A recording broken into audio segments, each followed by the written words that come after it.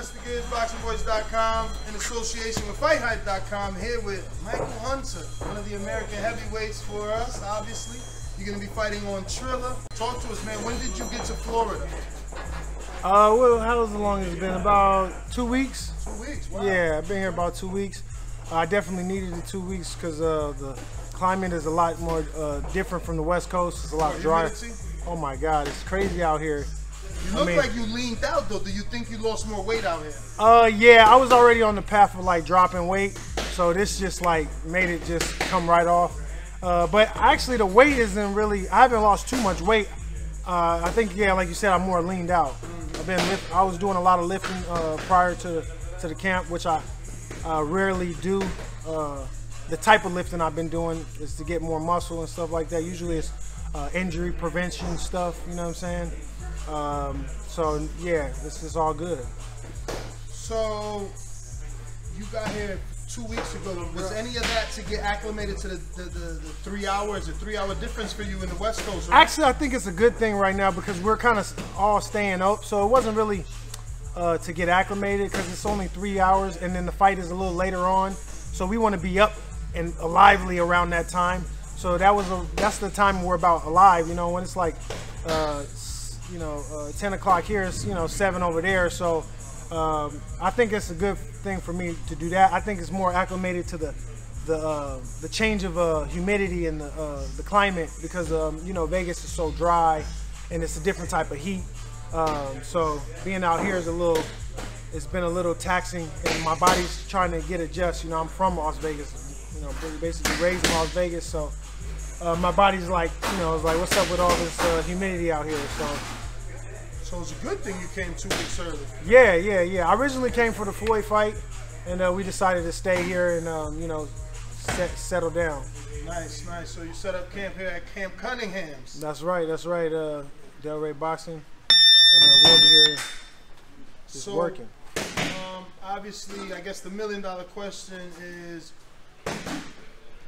what happened with the Hrgovic purse bid situation? Everybody wants to know. Obviously, they're coming for you right now for making this decision. So we'd like to give you the platform to kind of set the record straight, or at least give them, your decisions and why you made them. Floyd just made a move like that, and it's okay for him to make the move to get the bag. It was a very easy selection for me to do that.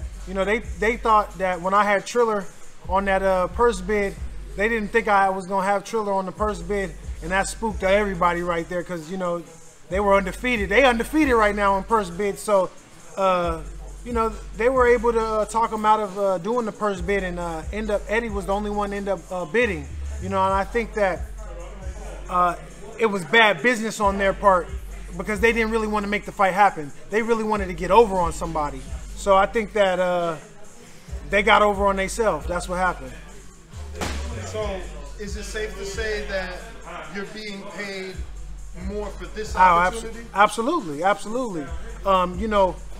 If you know me in my career, you follow me in my career, I've been basically the B-side of fought all the opposition up until now. So Triller has been the first person to really give me an embracement and embrace me like I feel like I deserve. So it's an easy one to do with such a thing like that, and they're giving me an opportunity. I ain't a Canelo or Anthony Joshua. I'm not their main squeeze, but it's opportunity that I haven't got in my career yet. So we here to feed the fam. You know what I'm saying? And everybody eats around here. So it was an easy take.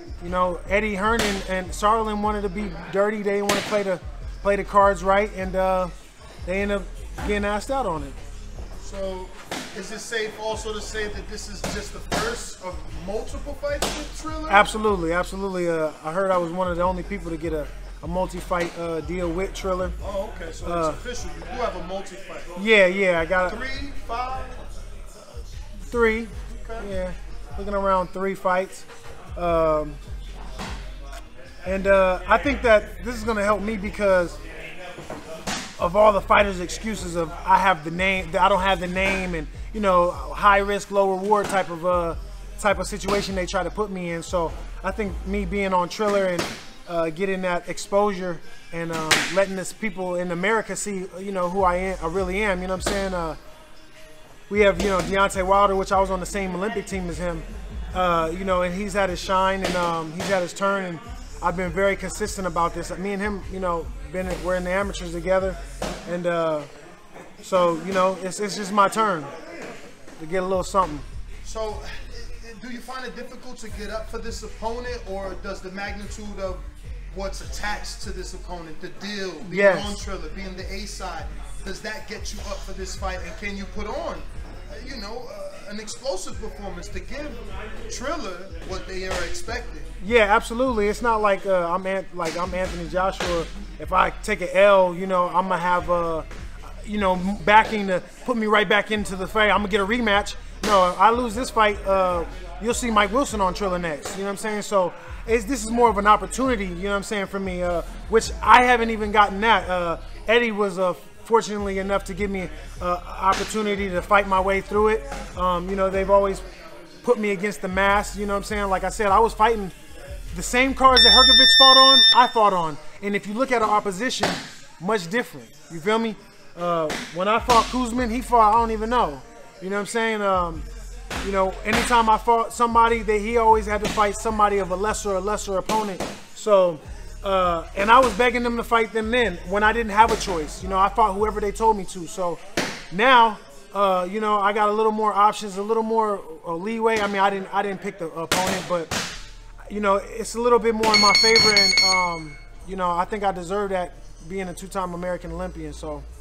Champ, you've been in the ring with Wilder and Tyson Fury. Tomorrow is Tuesday. They announced their press conference for the trilogy, the third fight.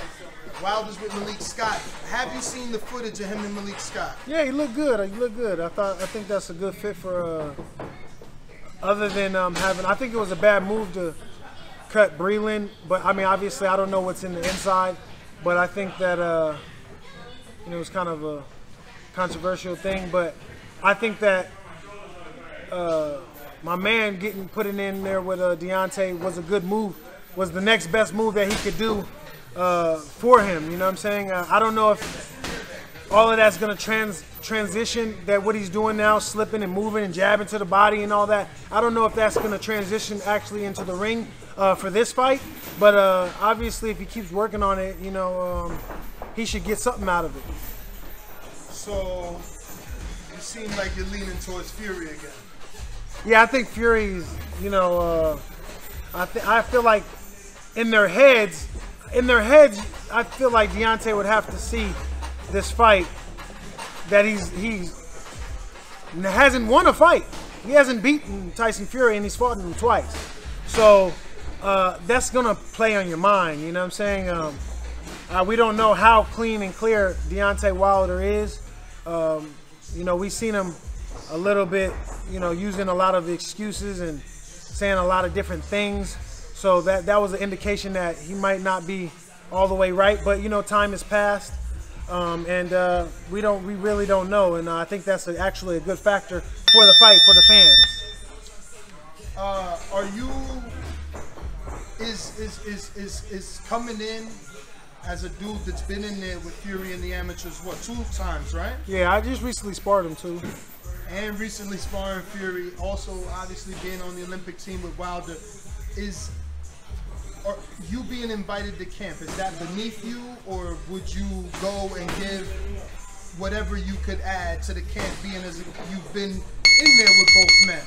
I would probably stay out of it. You know, Deontay's my Olympic teammate. You know, even though we're in the same weight class, I tend to, you know, throw shots and shit here and there, and but you know, when it comes to that Olympic brethren, you know what I'm saying, that's a little different. So I think I would definitely stay out of that. You know, I still got a respect for Deontay Wilder in that sense.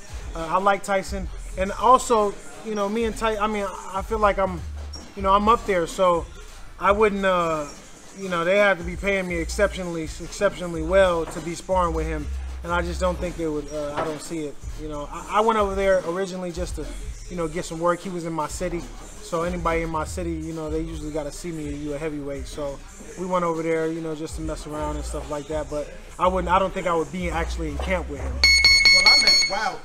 Since you know Fury so intimately and had 2 fights with him, plus sparred with him, if Wilder reached out like, yo, we would use your services, would that be beneath you, or would you be like, nah, I rock out with my American heavyweight? Yeah, it's definitely open for option. You know, like I said, me and Deontay's had some history together. You know, I used to basically live with him. You know what I'm saying? I was my roommate for a year. You know, so. I've gotten really, I had got really close with Deontay back in the day. We were all, you know, very close. So I would be open to it.